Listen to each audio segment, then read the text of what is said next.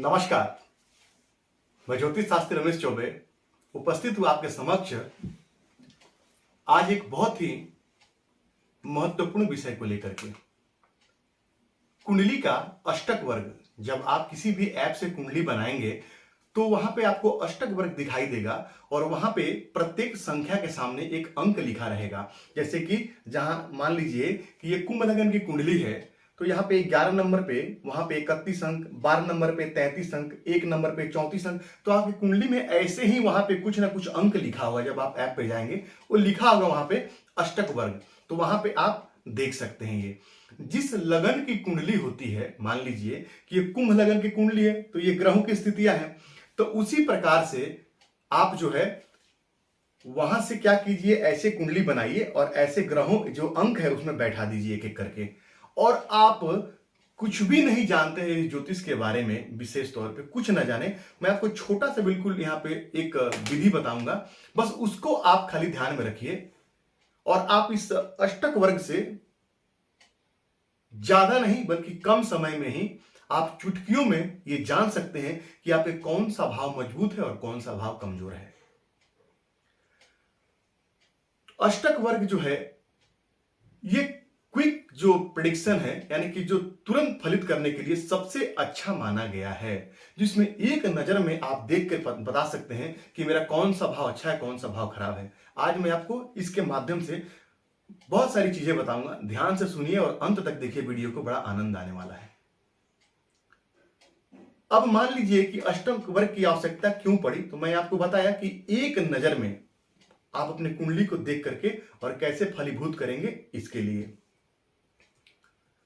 तो यहां पे हमारे शास्त्रकारों ने कहा है कि किसी भी भाव में कम से कम 28 अंक होने चाहिए।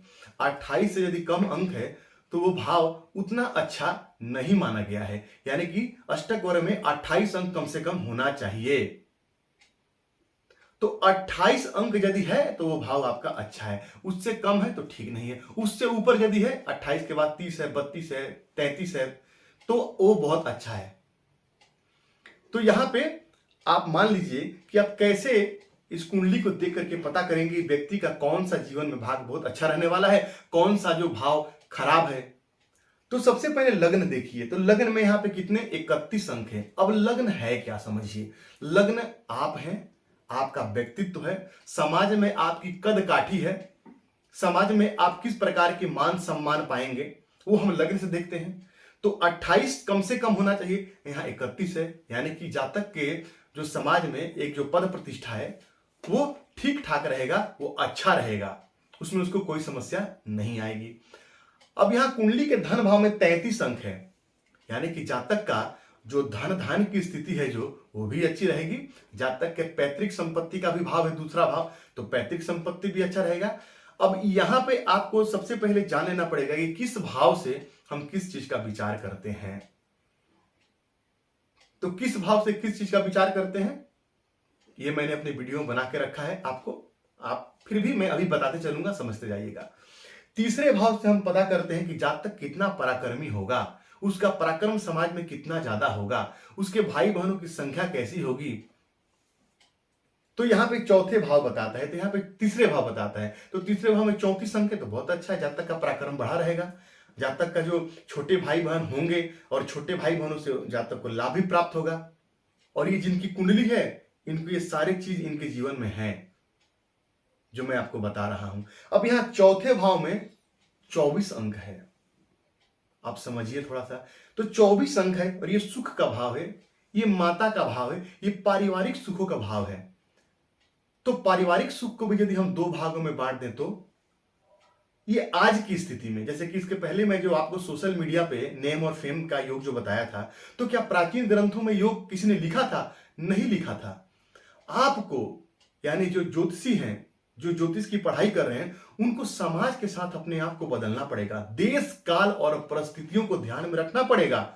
क्योंकि पहले तो इंटरनेट की दुनिया थी नहीं, लेकिन आज तो है, तो क्यों ना हम अपने आप को थोड़ा अपग्रेड कर लें। तो इसलिए वो पिछला विषय इसी पे था। तो यहाँ यदि आज सुख भाव को भी, यदि सुखों को भी यदि दो भागों में हम बांट दे तो पहला सुख कौन सा? तो जातक जब अपने माता पिता के साथ रहता है, जब अपने भाई बहनों के साथ रहता है, एक वो सुख। और आजकल लगभग लगभग जो है परिवार में विवाह के बाद जो है वो बहू अलग रहना चाहती है, परिवार से हटके रहना चाहती है। तो जातक का पारिवारिक सुख भी हम यहां से देखते हैं।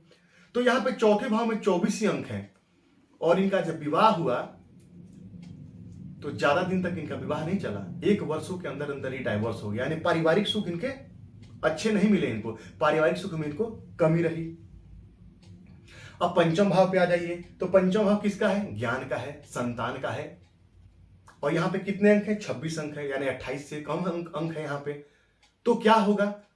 तो जातक शिक्षा भी बहुत अच्छा नहीं लिया, लेकिन हाँ जातक का कार्य बहुत अच्छा है, जातक धन अर्जन करता है, धन अर्जन की कोई दिक्कत नहीं है, लेकिन शिक्षा अच्छी नहीं हुई। और संतान का मैंने आपको बताया है कि आज इनकी उम्र काफी हो चुकी है, लेकिन अभी तक जब शादी ही नहीं टिकी तो संतान की बात ही नहीं आ रही है, वहां पे संतान का प्रश्न ही नहीं उठता है वहां पे, तो उससे भी ये वंचित है।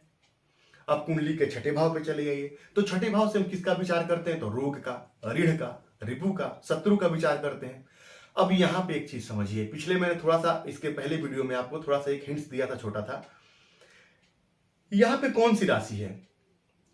तो आप यदि जोड़ेंगे उंगलियों पे मेष राशि से तो चर स्थिर द्वि स्वभाव, चर स्थिर द्वि स्वभाव। तो मेष राशि से जोड़ेंगे तो चर स्थिर द्वि स्वभाव, चर यानी कर्क राशि, चौथी राशि, तो चर राशि है।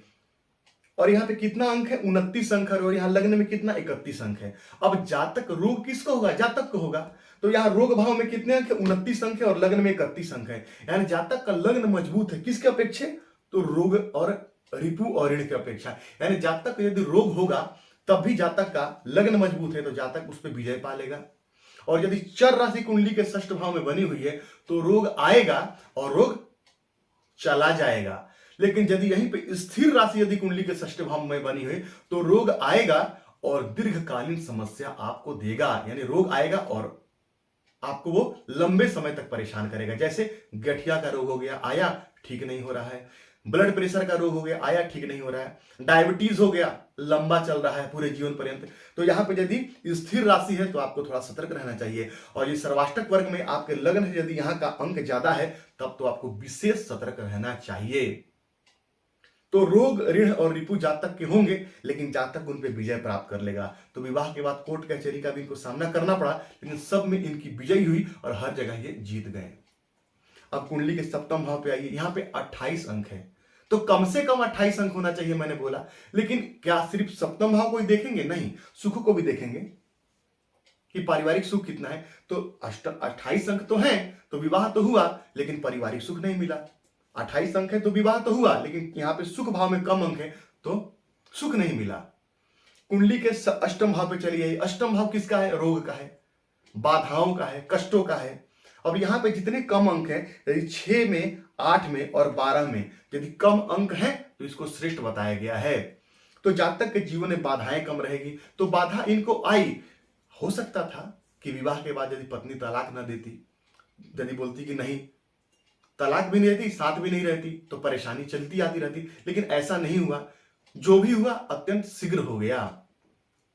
तो यहाँ पे अष्टम भाव में कम अंक है तो जातक का जो है परेशानियां जीवन में कम रहेगी। लेकिन एक बात याद रखिएगा, अष्टम भाव में कम अंक होगा तो जातक की आयु जो है एक सामान्य आयु रहती है, एक लगभग लगभग आयु होती है। और अष्टम भाव में यदि अंक ज्यादा होंगे तो जीवन में परेशानियां तो होंगी, लेकिन जातक की आयु लंबी होती है। यानी कि मैंने आपको बताया था कि हर सिक्के के दो पहलू होते हैं। अब इनके भाग्य भाव में कितना अंक है? 27 अंक है। और कर्म भाव में कितना है? 32 अंक है। अब यही एक समझने की बात है कि भाग्य भाव का मजबूत होना बहुत जरूरी है। भाग्य भाव में यदि आपके अच्छा अंक है तो भाग्य हमेशा आपका साथ देगा। अब कर्म भाव में 32 और भाग्य भाव में 27 यानी कि 28 से भी कम है।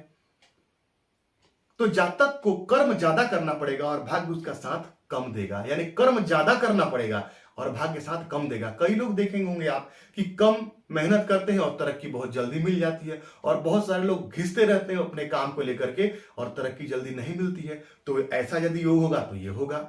और वहीं आय भाव में कितना? 30 अंक है। यानी कि आय भाव में भी कम अंक है और कर्म भाव में ज्यादा अंक है। यानी जातक जितना कर्म करेगा उसके हिसाब से उसको आय नहीं मिलेगा और इनको वो समस्या रहती है। ये कहते हैं मुझसे कि कई बार उन्होंने कहा कि जितना मैं मेहनत करता हूं उसके हिसाब से मुझे लाभ नहीं प्राप्त होता है। अब व्यय भाव में कितने अंक हैं? 23 अंक हैं। तो व्यय भाव में यदि 23 अंक है और व्यय, ये व्यय भाव ही नहीं है, ये हॉस्पिटल के खर्चों का भी भाव है। अब षष्ठ भाव में 29 अंक है, लग्न में 31 अंक है और हॉस्पिटल के भाव में 23 अंक है। यानी जातक को रोग तो होगा लेकिन हॉस्पिटल पे जातक की ज्यादा खर्चा नहीं होगा, हॉस्पिटल पे जातक का ज्यादा व्यय नहीं होगा। जातक की जिंदगी में जो व्यय वाला जो मामला है वो कहीं ना कहीं बैलेंस रहेगा, वो कहीं ना कहीं संतुलित रहेगा और जातक अच्छे से जीवन अपना जी पाएगा। वही यदि मान लीजिए यहां यदि व्यय भाव में ज्यादा अंक होता और यहां षष्ठ भाव में भी अंक होता और लेकिन षष्ठ भाव से ज्यादा मजबूत कुंडली का ये 12वां भाव हो जाता तो जातक को रोग भी होता और हॉस्पिटल पे बहुत ज्यादा जातक का खर्च भी होता। लेकिन यदि लग्न मजबूत है, यदि लग्न का स्वामी यदि यहाँ पे लग्न में यदि अच्छा अंक है तो निस्संदेह जो जातक जो है वो क्या मजबूत है, बलवान है, शरीर उसका स्वस्थ है। और आप देखिए कि यहाँ पे लग्न के मालिक यहाँ पे 31 अंक क्यों प्राप्त है, थोड़ा वो समझने की कोशिश कीजिए। तो यहाँ लग्न के मालिक कौन बनते हैं? शनि बनते हैं। कहां बैठे हैं? कुंडली के भाग्य भाव में। कैसे? तो तुला राशि में, और तुला राशि में उच्च के होते हैं, इसीलिए लग्न को अच्छा अंक प्राप्त है।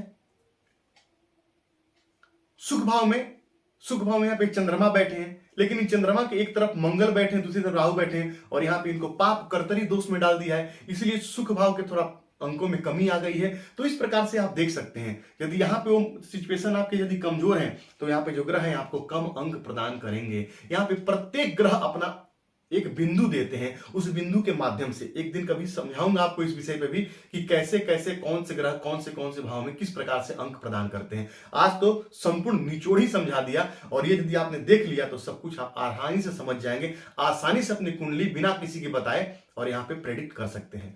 अब एक दो बात और बताऊंगा। ये जो तीसरा भाव है ये हमारी इच्छा का है और ये जो 11वां भाव है वो इच्छा पूर्ति का भाव है हमारे। तो इच्छा भाव में इनके 34 अंक है और पूर्ति भाव में 30 अंक है। यानी जातक की इच्छा ज्यादा रहेगी लेकिन पूर्ति उसका उतना नहीं होगा। जातक की इच्छाएं ज्यादा है लेकिन पूर्ति ज्यादा नहीं हो रही है। मैंने आपको बताया अभी थोड़ी देर पहले कि ये कहते हैं कि जितना कर्म करता हूं उस हिसाब से लाभ नहीं मिल रहा है, जितना मेहनत करता हूं लाभ नहीं मिल रहा है। तो जातक के अंदर इच्छाएं तो है लाभ प्राप्त करने की लेकिन वो पूर्ति नहीं हो रही है। लेकिन आपने बहुत सारे लोगों को देखा होगा जो कहते हैं कि जितना मांगा था भगवान ने, प्रभु ने उससे कहीं बढ़ के दिया। तो यदि ये अंक यदि यहां होता और ये अंक यदि यहां होता तो जातक की इच्छाएं कम होती लेकिन पूर्ति उसकी हर इच्छा की बड़े आसानी से हो जाती। तो ये अष्टक वर्ग से आप इस प्रकार से विचार कर सकते हैं। एक लाइन में या एक नजर में आसानी से अपनी कुंडली को आप देख सकते हैं और समझ सकते हैं कि क्या स्थिति मेरी कुंडली में बन रही है। बड़ा ही महत्वपूर्ण ये अष्टक वर्ग है और यहां से बैठ करके आप सारा अपने भविष्य कथन को बड़ी आसानी से देख सकते हैं। इसके बाद भी बहुत सारी चीजें हैं जो समझने वाली होती हैं। एक छोटा सा यहाँ पे एग्जांपल दे रहा हूं, अगली विषय में आपको बताने की कोशिश करूंगा। प्रत्येक जो 7वां भाव है, मान लीजिए कि लग्न में कौन सी राशि है तो लग्न में यहाँ शनिदेव की राशि है और सप्तम में सूर्य की राशि है। प्रत्येक राशि अपने से 7वां जो है वो साझेदारी का होता है। साझेदारी मतलब कैसा? पार्टनरशिप का तो नहीं बोलते हैं, लाइफ पार्टनर बोलते हैं ना, लाइफ पार्टनर। तो जो पत्नी भी है तो ये सप्तम भाव पत्नी का भी है और पार्टनरशिप का है यानी व्यवसाय का भी है। तो दोनों में ही पार्टनरशिप की आवश्यकता पड़ती है। विवाह में भी कहीं ना कहीं साझेदारी, दो लोग एक दूसरे से मिलकर जीवन में आगे बढ़ते हैं। तो हमेशा जो सप्तम भाव है ना वो एक दूसरे का जो देखिएगा क्या होता है तो शत्रु होता है। कैसे होता है समझिए थोड़ा सा। यहाँ 11 नंबर शनि की राशि है और ये 5 नंबर किसकी राशि है? सूर्य की राशि और सूर्य शनि के शत्रु है। यहाँ द्वितीय भाव में 12 नंबर की राशि है और छठ और अष्टम भाव में कौन सी राशि है? बिल्कुल इसके सामने सामने ये बुध की राशि है और बुध और बृहस्पति एक दूसरे के नैसर्गिक शत्रु हैं। अब इस विषय को समझना भी बड़ा रोमांचकारी विषय है, बड़ा रोमांचक विषय है ये जो मैं आपको बता रहा हूं। इसके विषय पे चर्चा मैं अगले दिन आपसे करूंगा कि प्रत्येक भाव का प्रत्येक सप्तम भाव जो है उस शत्रु क्यों होता है और उसके जीवन में सबसे ज्यादा आवश्यकता क्यों पड़ती है।